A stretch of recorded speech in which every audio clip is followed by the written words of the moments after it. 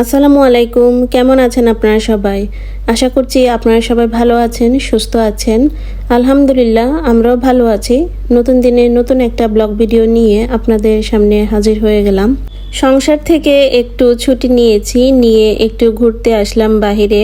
সংসারের থেকে ছুটি নেওয়া মানে বিরাট বড় কিছু জয় করা। আমরা যারা নারী আছি আমরা কিন্তু সংসার থেকে বলতে গেলে ছুটিই পাই না।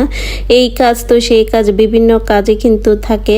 তারপরেও যদি একটু ছুটি পাই আমরা কিন্তু বসে থাকি না, মন চায় একটু ঘোরাফেরা করি, একটু শপিংয়ে যাই, একটু নিজের মতো করে থাকি। এটাই কিন্তু আমাদের মেয়েদের একটু বেশি চাওয়া পাওয়া, বা একটু নিজের মতো করে সাজগোজ করি। সাজগোজ করতে কিন্তু প্রত্যেক মানুষই কিন্তু ভালোবাসেন, সেটা যে বয়সের নারী হোক না কেন।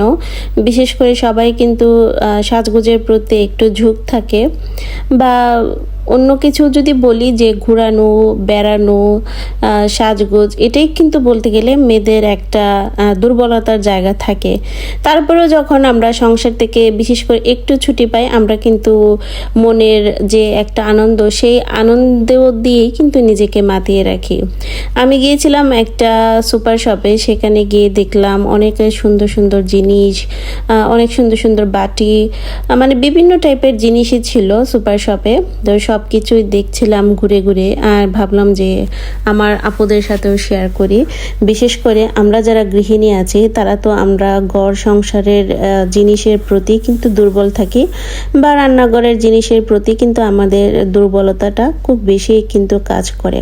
আমরা যখন বাহিরে যাই তখন আমরা প্রায় মানুষই, মানে আমরা যারা মহিলা আছি বা নারী আছি তারা কি করি যে কোনো একটা সুপার শপে দেখলাম বিশেষ কোনো ছাড়, বা কোনো শপিং মলে দেখলাম বিশেষ কোনো ছাড়, বা কোনো কসমেটিকের দোকানে দেখলাম মোটামুটি ভালো জিনিস আসছে, বা মোটামুটি একটা রিজনেবল মানের একটা ছাড় আছে, তখন ওইখানে গিয়ে আমরা কি করি, একদম ঝুঁকে পড়ি। এটা কিন্তু সবারই হয়, এটা যে শুধু আমার আপনার হয় তা কিন্তু না, সবারই কিন্তু এই ধরনের একটা ঝোঁক থাকে যে না দেখি ওইখানে কি জিনিস পাওয়া যায়।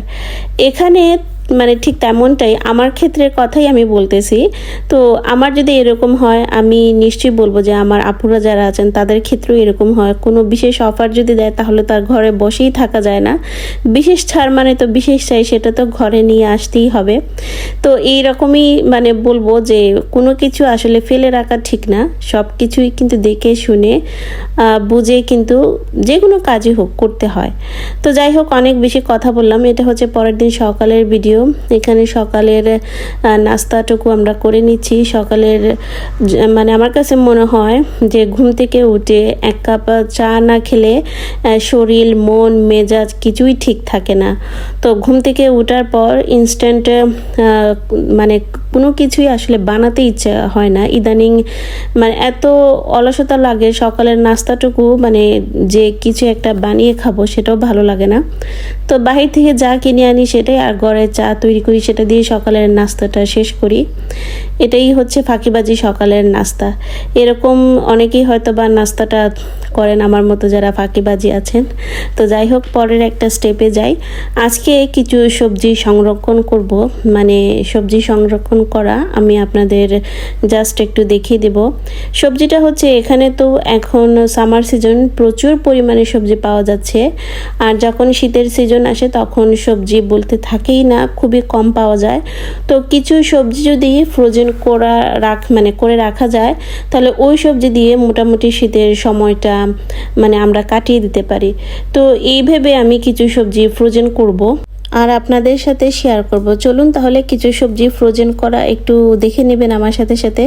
এখানে আমি চিচিঙ্গা ভালো করে ধুয়ে রেখেছি, একদম পানি ঝরিয়ে রেখেছি। তারপরে আমি সামান্য একটু তেলে চিচিঙ্গাগুলোকে ভেজে নিচ্ছি। এটা এমনভাবে ভাজতে হবে যাতে কালারটা মোটামুটি একটু চেঞ্জ হয়, যাতে পুরোপুরি কালার চেঞ্জ না হয়। অনেকে কি করেন যে পুরো মানে কালারটাই চেঞ্জ করে দেন। সবজি সংরক্ষণ করার ক্ষেত্রে 3টা টিপস আপনি ফলো করবেন। সামান্য তেল দিয়ে সবজিগুলোকে ভাজবেন এবং সবজির যে কালারটা আছে সেই কালার থেকে সামান্য কিছু কালার যদি চেঞ্জ হয় তাহলে মনে করবেন যে সবজি রাখার জন্য পারফেক্ট। আমি এখন সবজিটা খুব ভালো করে নাড়াচাড়া দিচ্ছি। আর 3 নম্বর যেটা সেটা সবজি আমি বলবো যে সবজি ভাজার ক্ষেত্রে কোনো লবণ আপনারা ইউজ করবেন না। অনেকে লবণ হলুদ দিয়ে থাকেন, এটা আপনারা দিতে যাবেন না। জাস্ট একটু তেলে ভেজে নেবেন। যখন দেখবেন যে এইরকম একটু ভাজা ভাজা হয়ে গেছে এবং সামান্য একটু কালার চেঞ্জ হয়েছে, তখন আপনারা একটা বড় প্লেটে নিয়ে নেবেন। মানে ছড়ানো যে প্লেটগুলো থাকে আমাদের বাসায় বা যে আমরা যে ট্রেগুলো ব্যবহার করি সেই ট্রেগুলোতে আপনারা এই সবজিগুলো একটু ছড়িয়ে রাখতে পারেন যাতে তাড়াতাড়ি করে সবজিগুলোটা ঠান্ডা হয়। এখন চলে যাব পরের স্টেপে। আমি এখানে কিছু করলা নিয়েছি, করলাকেও আমি ফ্রোজেন করে রাখবো। একইভাবে আমি করলাকে ভালো করে ধুয়ে একটা জালির মধ্যে রেখে করলার পানি ভালো করে জড়িয়ে নিয়েছি। এখন সামান্য তেলে আমি করলাটাকে একটু ভেজে নিব। এখানে আমি কোনো হলুদ বা লবণ ইউজ করব না। জাস্ট যখন দেখব যে কালারটা একটু সামান্য চেঞ্জ হয়েছে তখন আমি এই করলাটা নামিয়ে নিব। নামিয়ে ঠিকভাবে একইভাবে আমি ছড়ানো একটা প্লেটে করলাকে রেখে দিব যাতে করলাটা ভালো করে ঠান্ডা হয় এবং যাতে ফ্রোজেন করার ক্ষেত্রে কোনো সমস্যাই যাতে না হয়। আমি যে প্রসেস আপনাদের দেখিয়েছি ঠিক একইভাবে আপনারা যে কোনো সবজি কিন্তু ফ্রোজেন করে রাখতে পারেন।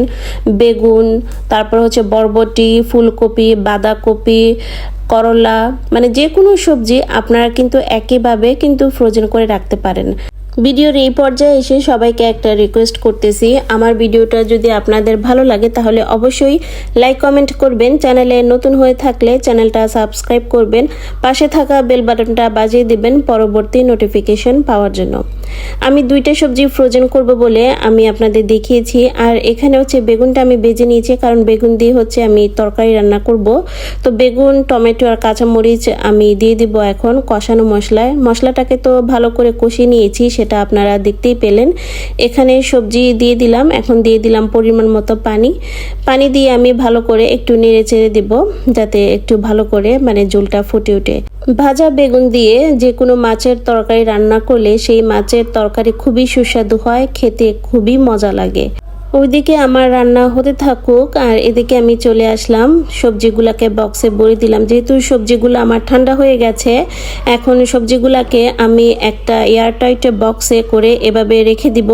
পুরো সবজি ঠান্ডা না হওয়ার পর্যন্ত আপনারা কিন্তু বক্সে ভরবেন না। যখন দেখবেন যে পুরো ঠান্ডা হয়ে গেছে তখনই কিন্তু আপনারা বক্সে করে এভাবে রেখে দিবেন।